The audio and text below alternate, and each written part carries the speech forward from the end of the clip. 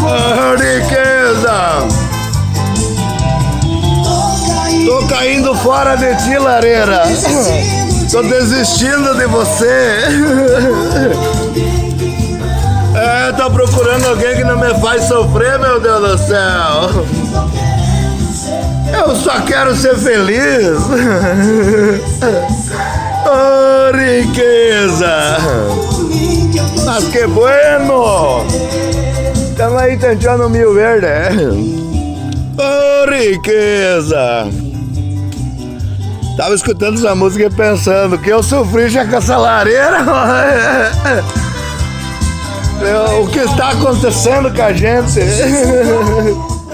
Porque eu insisti tanto contigo. Quantas noites de alegria eu perdi me incomodando. Isso é que nem na vida. Se tem uma coisa que não funciona, largue mão. Termine e parta para outra. Porque senão tu fica só perdendo tempo. Temos aí, ó. A Marta ali dando com a boia. Hoje, mamô. O meu Everton também veio e tá grudado na churrasqueira. Vamos lidar com tudo hoje. Vamos terminar tudo hoje. Hoje não, essa semana. Aí aqui dentro, graças a Deus, tá pronto. Aí não precisa mais fazer sujeira. Mas que riqueza, gurizada. Onde é que tá aquela foto, Marta?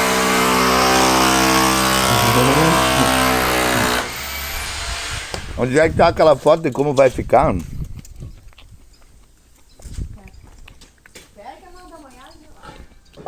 Eu vou deixar essa mulher louca hoje.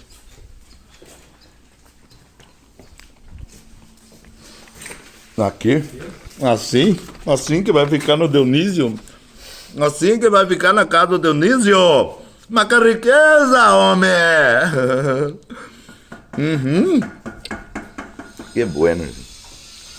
Mas acho que o que menos nós precisamos na vida é perder tempo com incômodo, com coisas que não funcionam. Isso te tira dias bons, momentos bons e não adianta, não vai resolver. Isso é que nem um câncer, às vezes é melhor eliminar. Tá bom, meu povo? Ô, riqueza e a Marta vai mexer com a boia pra nós.